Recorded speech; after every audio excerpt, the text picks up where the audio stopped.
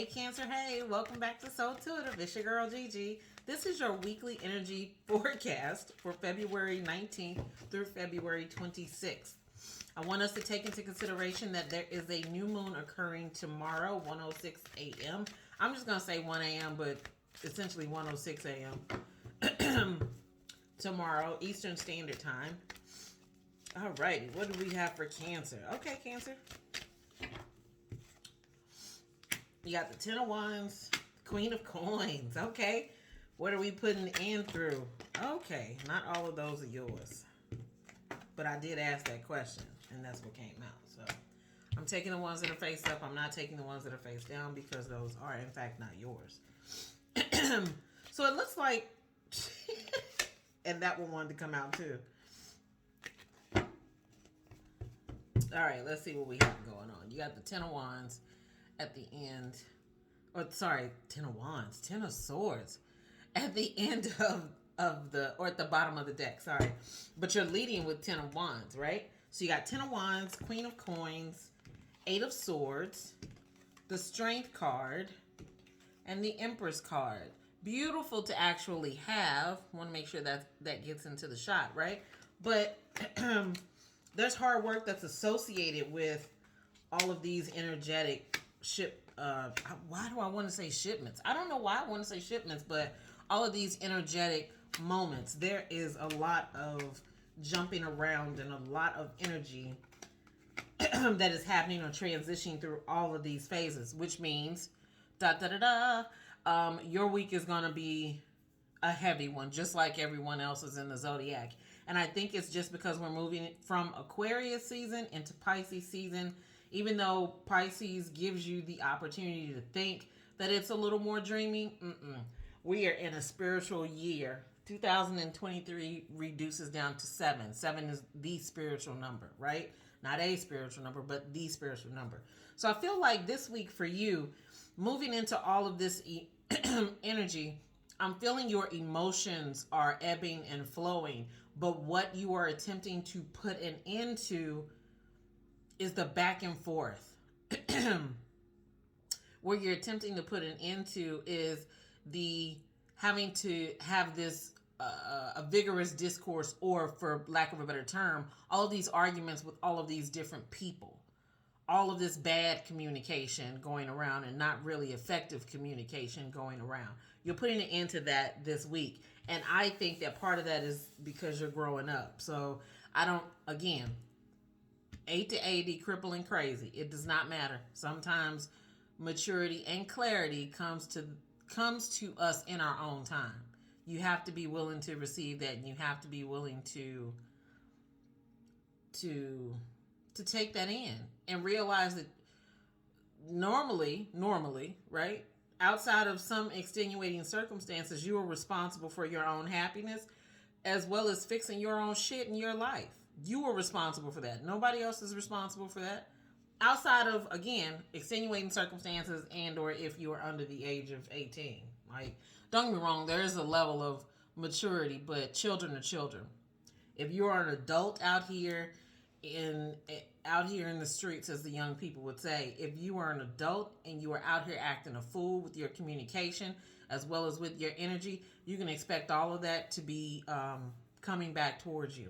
But I think this is a good week for you because you're noticing where you interact with some people, where it brings out the best in you and where it brings out the worst. And for those moments where it brings out the worst in you, you are learning to pinpoint your trigger points, right?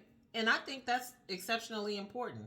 Pinpointing your trigger points. That's important. You need to know, it's important to understanding you better, what makes you tick, what is a trigger for you. And then once you figure out what the trigger is, research, take that back and figure out, okay, but where does this trigger stem from?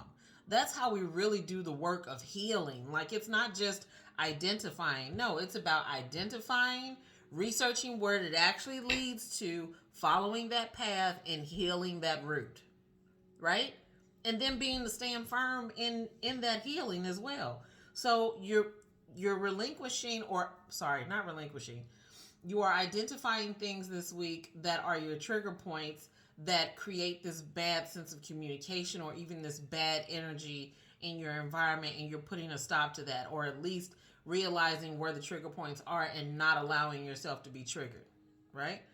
You're moving forward with the Queen of Coins, Eight of Swords, Strength, and the Empress card. The reason why I say a lot of this is internal is because of this Eight of Swords card that's calling to me right here in the middle. This is self-binding. This isn't you got tied up in all of this because somebody tied you up. No, you did it to yourself. You did this to yourself. And again, Cancer, this is a tough love conversation.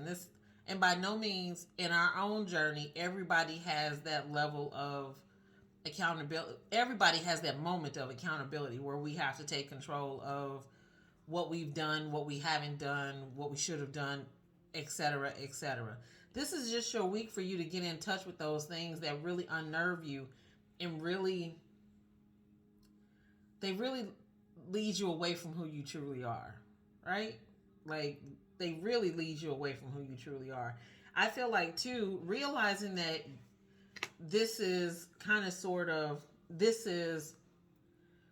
to an extent, you are accountable for this, right?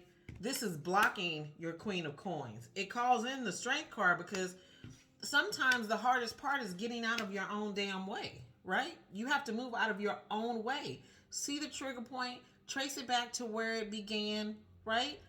Find out what that actual root hurt is and look to heal that hurt. You're strong enough. That Strength card comes out, tells me that you are strong enough to get through this. You just have to be wise enough to acknowledge it, to be able to see it, to move forward. The Empress card right behind that tells me also that spiritually you're elevating and you're growing. This allows your consciousness to expand, your emotions to expand, that level of maturity to expand. This is a growth week for you, but it all starts with you acknowledging where you've bound yourself in certain situations, finding those trigger points, researching, or don't get me wrong, this shit is going to be running into next week. I guarantee you that.